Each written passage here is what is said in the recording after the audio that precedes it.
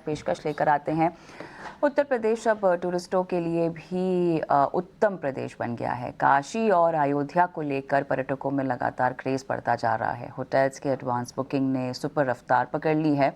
UP में tourism को लेकर बढ़ते क्रेज की वजह बताने के लिए मेरे साथ जुड़ गई हैं सहयोगी सृष्टि शर्मा। सृष्टि, किस तरह का एनालिसिस आप लेकर आई हैं, बताएं, जहां पर दर्शक जो हैं अपना ट्रिप भी प्लान कर पाएंगे और साथ ही कुछ मुनाफे के सौदे भी कर पाएंगे, बताएं। जी हाँ, बिल्कुल, हम पूरी डिटेल्स लेकर आए हैं किस तरीके से यूपी में टूरिज्म का एक बूस्ट देखने को मिला है और साथ ही आने वाले एक साल के लिए क्या कुछ ट्रेंड्स बता रहे हैं और कंज्यूमर्स इससे अंदेशा लगा पाएंगे कि उनको कितना खर्च करना पड़ेगा अगर वो इस टूरिज्म का लुत्फ उठाना चाहते हैं। मेरे एक साइड आप देखेंगे काशी विश्वनाथ यानी महादेव का वो टेम्पल और दूसरी साइड अयोध्या के रामलला का आने वाला मंदिर, जहाँ पे दोनों ही इवेंट्स बहुत बेहतरीन बताए जा रहे हैं और आने वाले एक साल में कुछ बड़े इवेंट्स हैं जिसको लेकर यूपी टूरिज्म को और भी एक बूस्ट मिलने वाला है। उसकी पूरी डिटेल्स हम आपके सामने लेकर आए हैं। सबसे पहले तो देखिए, राम जन्मभूमि 14 से 24 जनवरी के बीच में वहां पे समारोह संभव है, जहां पे जनवरी 2024 में अयोध्या के रामलला की मूर्ति का प्राण प्रतिष्ठा होगा और उसके बाद अगर हम देखें तो इस साल के अंत तक यानी दिवाली के 15 दिन बाद काशी में होता है देव दीपावली, जहां पे देवों के लिए दिवाली मनाई जाती है।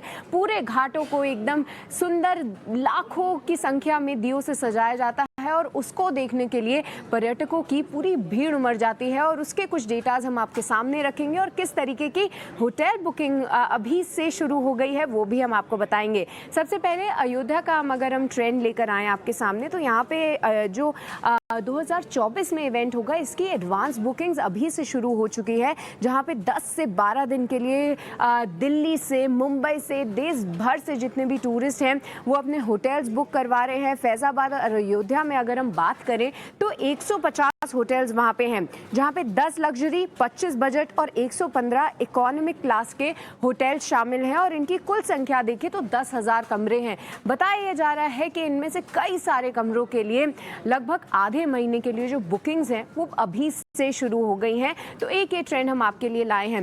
अब अगर हम बात करें काशी की, तो देव दीपावली के लिए अभी से ही उत्साह है और ना ही सिर्फ ये, अगर हम पिछले साल देखें तो क्रिसमस में भी एक बहुत भीड़ वहां पे उमड़ती हुई दिखी थी, जहां पे गोवा को भी बीट कर दिया था काशी ने पर्यटकों की संख्या में। और इस बार अगर हम देखें तो 2022 में करीब 7 करोड़ से भी ज्यादा डोमेस्टिक ट्रैवलर्स काशी में ट्रैवल किए गए थे। और अगर देव दीपावली की अगर कुल बात करें तो वहां पे आप होटल के किराए सुन के थोड़े से शॉक ज़रूर हो जाएंगे, क्योंकि नवंबर और देव दीपावली के महीने में 1 लाख तक रूम रेंटल गया था होटल सेक्टर के लिए। इसके अलावा 3 से 4 गुना जो है पूरा उन्होंने अपने किराए बढ़ाए हुए दिखे थे। और साथ ही अगर काशी के ओवरऑल होटल सेगमेंट की बात करें तो बजट सेगमेंट में करीब 8,000 और लग्जरी सेगमेंट में 1,000 कमरे हैं फिलहाल, जहाँ पे अभी से ये बताया जा रहा है कि एडवांस बुकिंग यहाँ पे भी चालू हो गई है। तो ये कुछ पूरा डेटा किस तरीके से काशी में टूरिज्म का बूस्ट देखने को मिला है और होटल स्पेस के लिए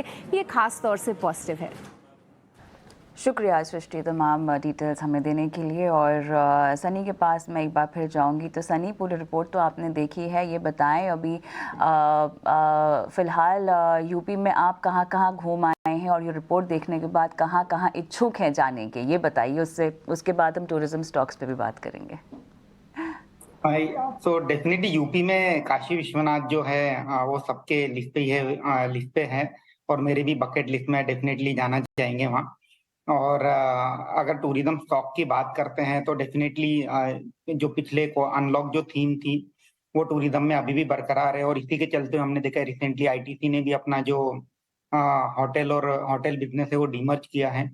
और इसके चलते हुए जितने भी बिजनेसेस है, whether it is Indian hotel, lemon tree, ITC, chalet, Mahindra holidays, across the board हमें काफी अच्छे नंबर्स भी देखने मिले और आउटलुक भी काफी हेल्दी है अक्रॉस दी सभी कंपनियों के। तो मुझे लगता है कि ये जो थीम है अभी चलेगी और 12 से 24 महीने, क्योंकि कहीं ना कहीं इसमें एक सप्लाई डेफिसिट भी हुआ है ये इंडस्ट्री में, जहाँ ड्यू टू कोविड जो बीच में जो 4-5 साल का लैग था, वहाँ कहीं ना कहीं जो होटल की जो कीज थी वो एडिशन कम हुई है। उसके चलते हुए मुझे लगता है कि इंडस्ट्री के डायनामिक सपोर्टिव है कंपनीज के लिए और जितने भी बिजनेसेस है, whether it is Indian hotel, chalet, lemon tree, सभी में एक डिसेंट अपसाइड यहाँ से भी और हमें देखने मिलेगा होटल बिजनेस में। चलिए कुछ खास लेवल्स टारगेट्स के लिहाज से पोजिशनल कॉल इन दोनों स्टॉक्स में आप दे सकें तो?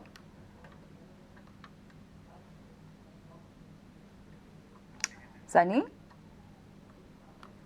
हाँ तो इंडियन होटल में अगर मुझे इसकी जो फेयर वैल्यू है अगर वो मुझे देखनी होगी तो अगर medium to long term perspective से तो मुझे लगता है कि इसकी जो फेयर वैल्यू है 450 के आसपास है। तो अगर कोई पोजिशनल इन्वेस्टर है तो डेफिनेटली इसमें 450 का टारगेट रख के इन्वेस्ट कर सकते हैं। और अगर मैं लेमन ट्री की बात करूं तो लेमन ट्री में मुझे लगता है कि इसका जो फेयर वैल्यू है ये बिजनेस का वो तकरीबन 120 के आसपास का जो फेयर वैल्यू है। So one can invest in Lemon Tree with an target price of 120 and investment horizon of 6 to 12 months. चलिए, इंडियन होटल्स में लगभग 450 के टारगेट्स और लेमन ट्री में आप 150 के टारगेट्स दे रहे हैं, जिसके लिए पोजीशन जो है वो बनाई जा सकती है।